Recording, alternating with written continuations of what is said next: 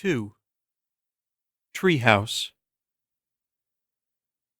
My father stared at his digital watch, its settings on stopwatch as it counted the seconds and even the more rapid milliseconds. Whatever numbers he was waiting for appeared, and he lifted the top of the grill, releasing a pillar of smoke that cleared to reveal the drumsticks and chicken breasts he was cooking. I moved to throw the brown leaves that I had been collecting into the ash catcher. I watched, transfixed as their edges glowed and they turned to dust from one touch of the glowing red embers. It was dangerous, but Dad wanted me to learn how to respect fire. I had managed so far not to be burned. When I ran out of brown leaves, I used green ones, which took longer to shrivel and gave off thicker smoke. But the transition from green to ash, then to nothing, still fascinated me. The phone rang inside the kitchen. I was not old enough to answer, so it was nothing more than background noise to me, adding to the sound of bird chirps, lawn mowers, and HVAC units that hummed in our neighbors' the Bloomfields' backyard. They insisted on AC even on mild evenings like this one, when my parents would open the windows so that breezes could waft through the screens. My mother came out onto the deck. "The Whitlocks just finished the treehouse that Jim had built for Kent and Susan.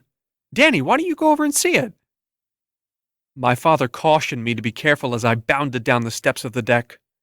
I was still small enough that I could have slipped and fallen through them, as they did not have backing like inside steps. But I managed and ran around the corner of the house, looked in both directions, crossed the cul-de-sac, and made my way between two parked pickup trucks. I was too young to read the company lettering painted on their sides, but by the size of the tools and wood scraps in the truck beds, I knew the treehouse had to be huge. The side yard was marked with piles of sawdust and trails of crushed grass, which I followed around back. My eyes were fixed upwards as I rounded the house. Within the trees of the Whitlocks' backyard, a huge treehouse waited, more like a tree palace to me. Its shape was reminiscent of the pictures I had seen of the fire watchtowers that park rangers used to scan the forest canopy for signs of smoke. This was no ramshackle clubhouse like the other neighborhood treehouses. It was a true house, with a shingled roof, a hinged trapdoor, and shuttered windows. "Look who's here," Linda Whitlock said, turning her attention from her children, Kent and Susan, who were looking down from the windows of the treehouse. I was too distracted to be polite and acknowledge her. Instead, I stared at Susan, who was waving at me. I had one older brother, Rick, but Kent and Susan felt like siblings too. Their mother, Linda, was more of an aunt to me than neighbor. Once, I had fallen face first from my bike onto my driveway. My nose was broken, and I was blinded by my own blood.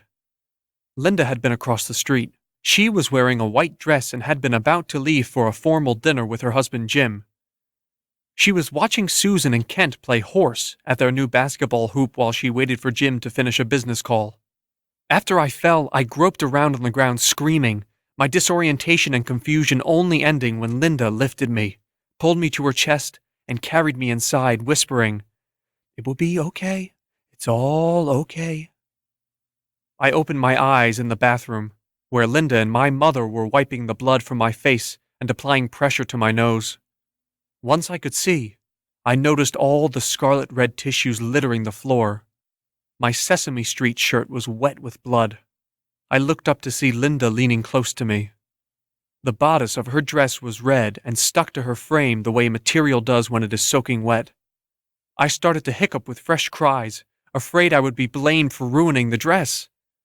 Linda ran her hand through my hair and said, "It's okay, Danny. It doesn't matter." But my mother paused. "Linda, I'm so sorry. We'll pay—" "You will not. You'll be late for your dinner," Linda scoffed. "We're already late.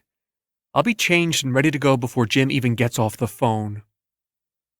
That was a year ago, and hardly on my mind as I moved beneath the treehouse to find the entrance. I stumbled over a plywood scrap as I walked, since all my attention was turned upward. The carpenters were collecting their tools. Jim Whitlock, his polished bald head reflecting the sunlight through the cloud of cigar smoke enveloping him, was talking to the foreman. Jim did not notice me. He usually didn't. Come on up, Danny, Susan said. She lowered a rope ladder down to me, but after one step I was too terrified to climb its wiggling struts.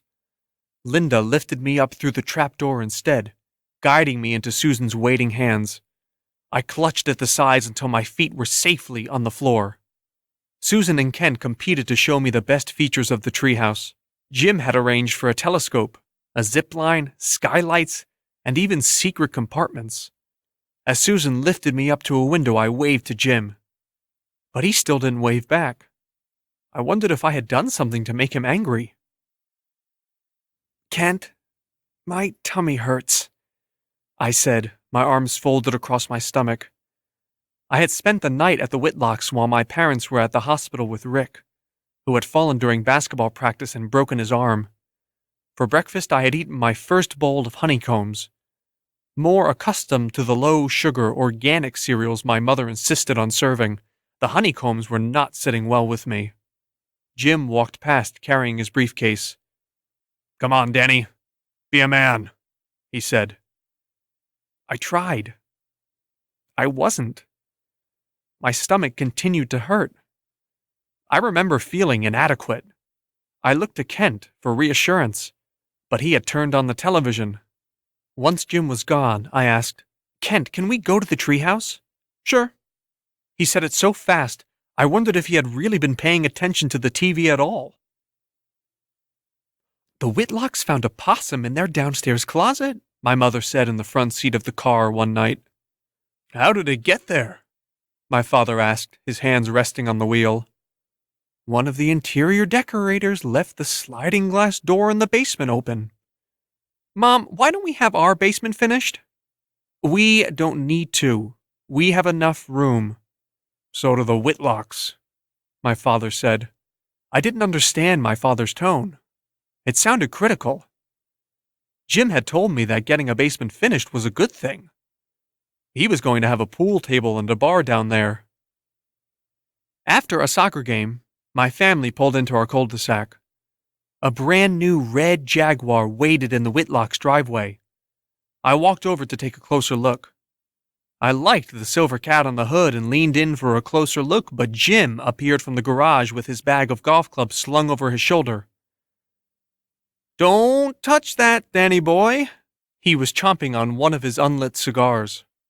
I noticed Linda at the doorway, leading into the kitchen, but she said nothing to me and instead slammed the door after Jim.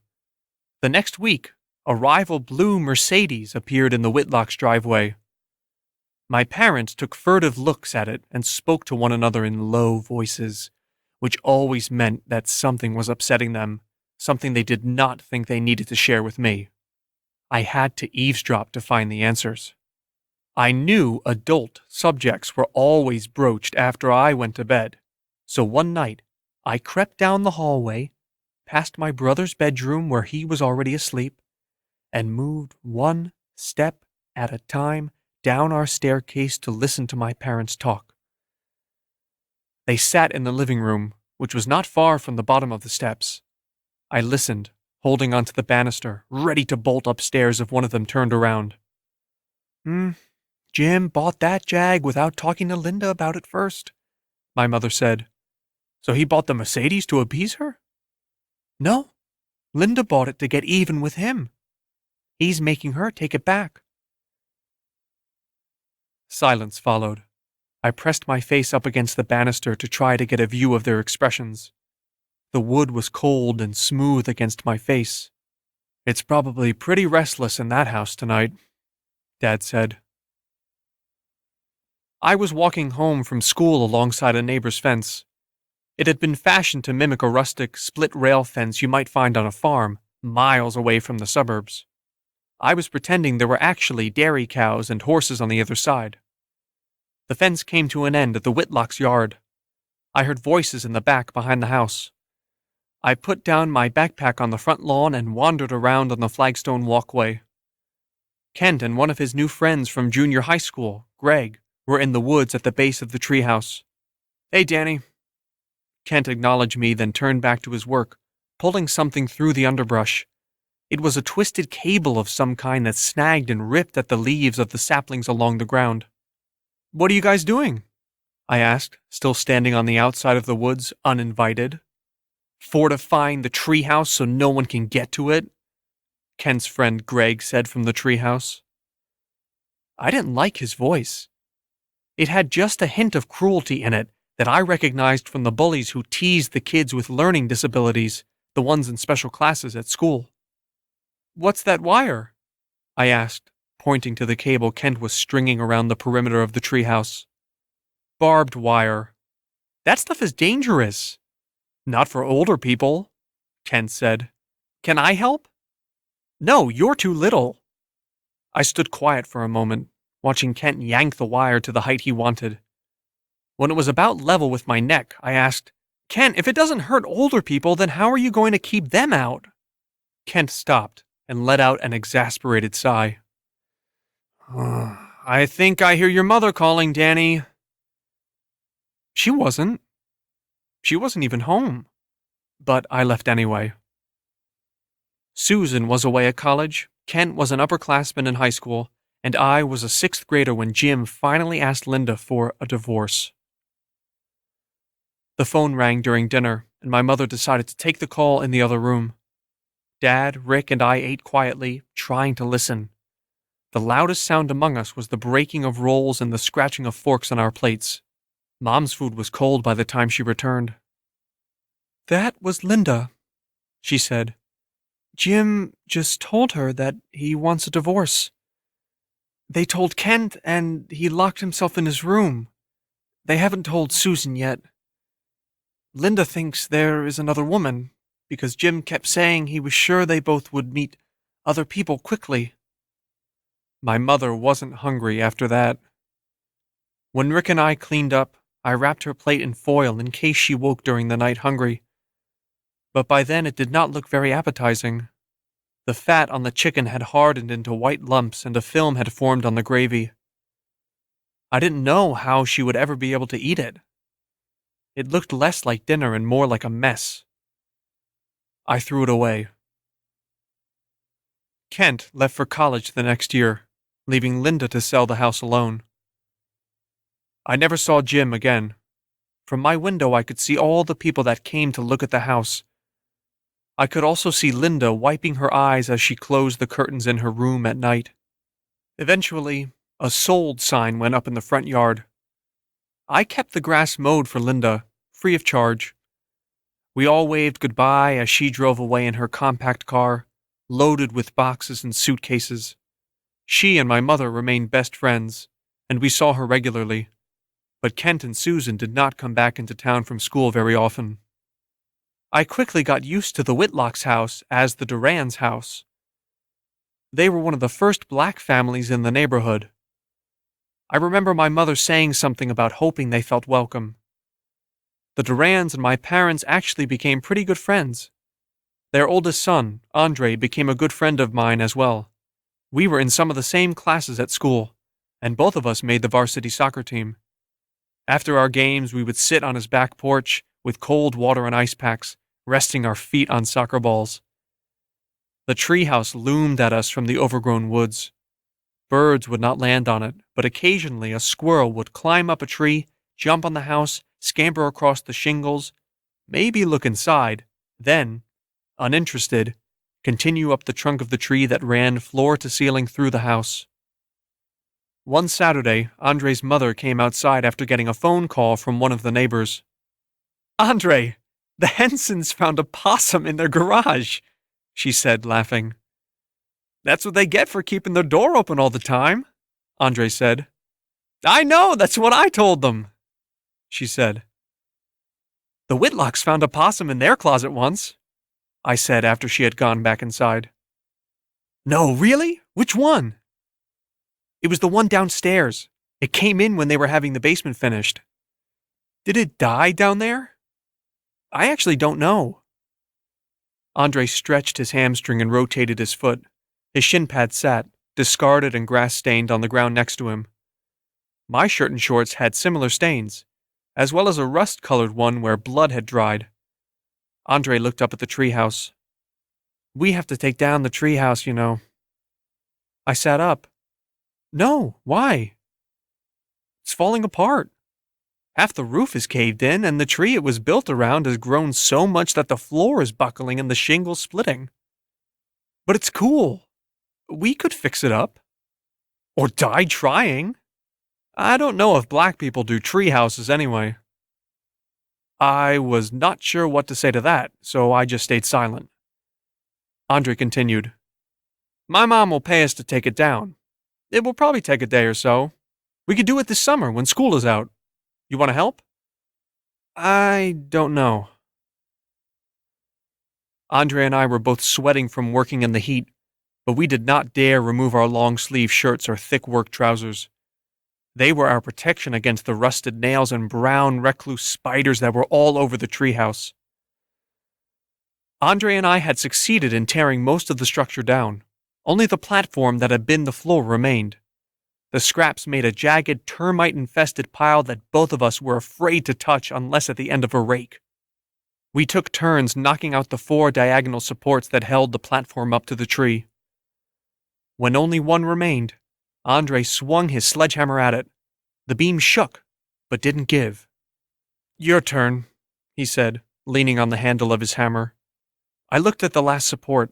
The other 3 lay broken on the ground. A millipede crawled in and then out of a rotted hole in a plank of wood. I tapped a fungus-covered shingle on the ground with the end of my own sledgehammer.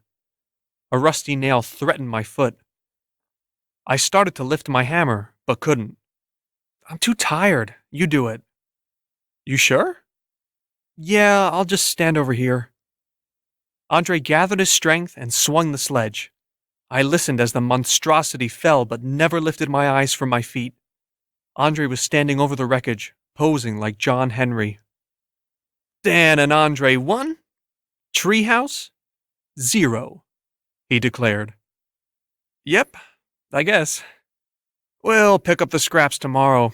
My little brother and his friends want a scrimmage before it gets too dark. I don't know if I can. We'll go easy on them. They would have to go easy on me. I'm pretty tired. I should just go home. Oh, man. Sorry. Well, come on. We'll take the tools in. We picked up our weapons of demolition, hammers, saws, and crowbars, and carried them off to put away in the garage. I looked back at the ruins of the dark and moldy treehouse one last time. It looked crumpled and expired, like a smashed jack-o'-lantern.